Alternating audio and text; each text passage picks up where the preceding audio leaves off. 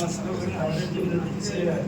So எனக்கு என்னன்னா இந்த படம் எடுத்ததோட நோக்கமே வாங்கி நான் போராடினது இந்த படத்தை தமிழ்நாட்டு திரையரங்கத்தில் வெளியிடணும்.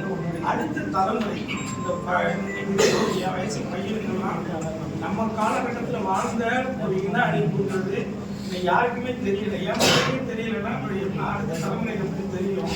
அதனால தமிழ்நாட்டு திரையரங்கத்தில் இதை வெளியிடணும்னா ஏற்கனவே நான் ஆடியோ ஃபங்க்ஷன்லாம் கூட குளத்து மொழிகள்லாம் கலந்துக்கிட்டாங்க. ஸோ அந்த அடிப்படையில் இன்னைக்கு இந்த படம் வந்து தியேட்டரிக்கல்ல ரிலீஸ் பண்ண முடியாத ஒரு சூழல், ஒரு அவலம் வந்து உருவாகியிருக்கு. ஆகவே இந்த வந்து வன்மையாக கண்டிக்கத்தக்கது. இதற்கு உடனடியாக தயாரிப்பாளர் சங்கம், எம்சி போன்ற அமைப்புகள், திரையரங்க உரிமையாளர்கள், டிஸ்ட்ரிபியூட்டர்ஸ் எல்லாருமே ஒன்றிணைந்து ஒரு நல்ல தீர்வை எடுக்கணுங்கிற நோக்கத்தில் தான் அண்ணன் வந்து இந்த பத்திரிகையாள சந்தர்ப்பத்தை ஏற்படுத்தியிருக்காங்க. என்னை பொறுத்தவரை நான் இது வரைக்கும் 6 படம் எடுத்துக்கிறேன். நான் இது மாதிரிலாம் எதுக்குமே நான் எதுவுமே கேட்டதுன்னு சொன்னதில்லை. ஆனால் இது வந்து நம்முடைய தமிழருடைய இனத்தினுடைய வரலாறுகளை தலைவர் பிரபாகரன் அவர்கள் ஆசைப்பட்டதும் அதுதான். மாதிரியான விஷயங்களை ஆவணப்படுத்தணும்னு ஆசைப்பட்டாரு.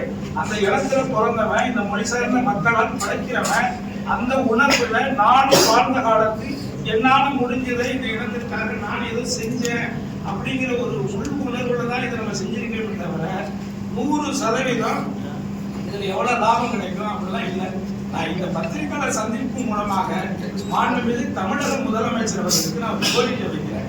இப்போ குருணை, கீழடி போன்ற நமது முன்னோருடைய வரலாறுகளை இன்றைக்கு ஒன்றிய அரசு புறக்கணிக்கிற இந்த சூழலையும் கூட அறிவியல் ஆதாரங்கள் வேண்டும் என்று சொல்லக்கூடிய நிலையில இன்னைக்கு அருங்காட்சியகத்தை அமைச்சு நமது முன்னோருடைய பாரம்பரியம், மொழியுடைய வரலாறு, தொன்மை, தமிழுடைய தொன்மையை, ஆரியர்களுக்கு முந்தைய தொன்மை, தமிழருடைய தொன்மைங்கிறத முனைப்போடு செயல்படுத்தக்கூடிய மாண்புமிகு முதல்வர் அவர்கள் இதுவும் நமது தொப்பல்படி உறவனாகிய இலங்கையில் நடந்த ஒரு மிகப்பெரும் இனப்படுகொலையில